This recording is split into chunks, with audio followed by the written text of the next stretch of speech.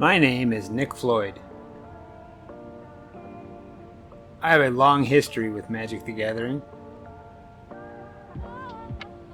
I created the Dandan variant. Now I'm creating this. Welcome to Magic Storytime.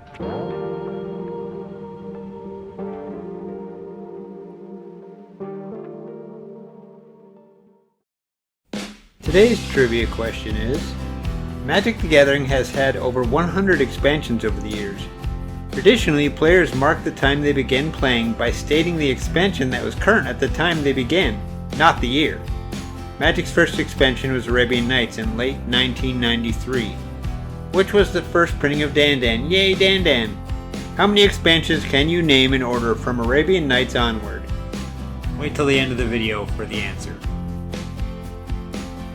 This is episode 9, Magic Miscellany 1, 94 to 97.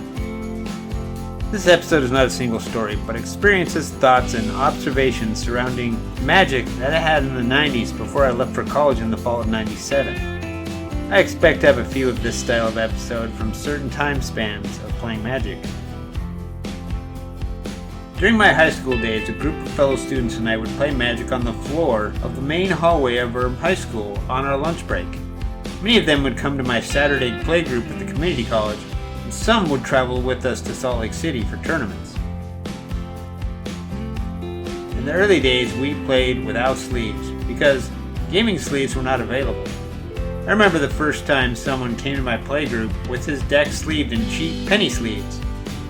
I remember being surprised and saying something to the effect of, "Wow, you've even sleeved your basic lands." He replied that he asked to do this or his deck would be marked.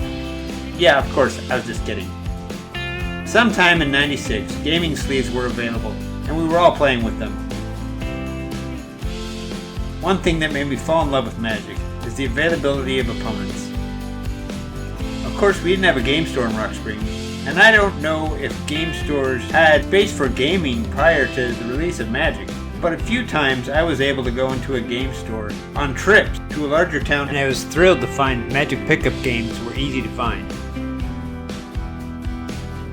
I remember one time, I must have gone to Salt Lake with my family for school shopping or something, and had brought along my decks. I got involved in a multiplayer game with a group of Magic players. This must have been late 95 after Homelands was released. I brought a combo deck based on Enduring Renewal that used Ornithopter and Rotithopter, and Ashnod's Altar to generate infinite mana and fireballs or meteor shower to kill the whole table. It worked once against this group, but they ganged up on me the second game. That reminds me of the reason I grew to hate multiplayer during the mid-90s and with my playgroup. These Salt Lake guys couldn't have known my reputation in Rock Springs, but in Rock Springs I was commonly known as the best Magic player in town by the time I left for college. And in multiplayer games I was always ganged up upon, and it was no fun for me. In the late 90s, I remember reading a short blurb in Inquest or The Duelist about a weird multiplayer format that a group of Magic judges had created in Alaska called Elder Dragon Highlander. They built 100-card singleton decks, the colors of one of the 5 Elder Dragon legends, which were reprinted in Chronicles. They started the game at 40 life and lost if they took 21 damage from an opponent's Elder Dragon. But I hated multiplayer and never tried this format, which, you guessed it, eventually became Commander. In 2016, I learned to adore multiplayer Commander once I left my reputation behind, both geographically and by the passage of time. I'll talk about my Commander decks eventually. That's a Magic story for another time. Another thing I remember from this time is I once went into a game store in Jackson Hole, Wyoming, and they still had copies of the first issue of The Duelist, which I promptly bought. I believe they also had a copy of the Microprose Magic desktop theme software, which I also bought. This was software to turn your Windows 95 theme to all Magic related. This included screensavers, desktop art, cursors, and icons. The problem was it took most of my, 16 megabytes of RAM to run and made my computer super slow. Yeah, desktop computers were pretty pathetic back then. I didn't use it long. Later, Microprose released the first Magic computer game that allowed you to play Magic online. I had it in college and have an anecdote about that for Miscellany for another time. I remember reading in The Duelist about the Plague Rat deck that Magic's first world champion, Zach Dolan, used to test his decks. It was a black deck of mostly dark rituals and plague rats that would try to overwhelm the opponent with constantly larger rats. It ignored the 4 of rule, which was my first real knowledge of a Magic variant deck. It wasn't long after building the Plague Rat deck that Ice Age was released, and we got our first cantrips that provided a pretty minor effect but replaced itself with a card draw. I became pretty enamored with cantrips, and with the Plague Rat deck in mind, I built the 40 card deck of Plains, Blessed Wine, and Heal. Like Plague Rats, it was used for testing decks. The idea being that if the deck could run itself out of cards before being killed, the aggro deck it was facing was too slow. My obsession with cantrips eventually led me to my Trippin variant 2 decades later. Link in the description.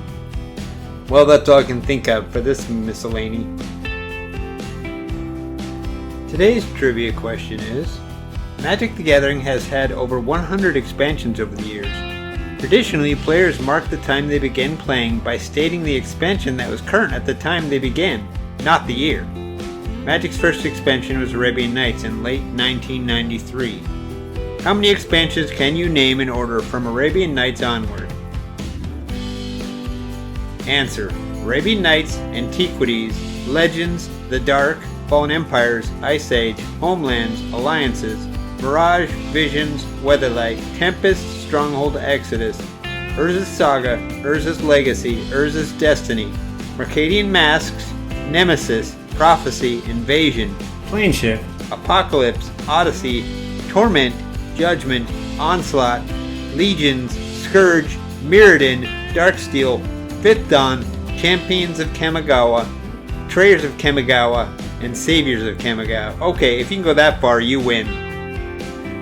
Personally, I started playing in the dark, but just weeks before Fallen Empires was released.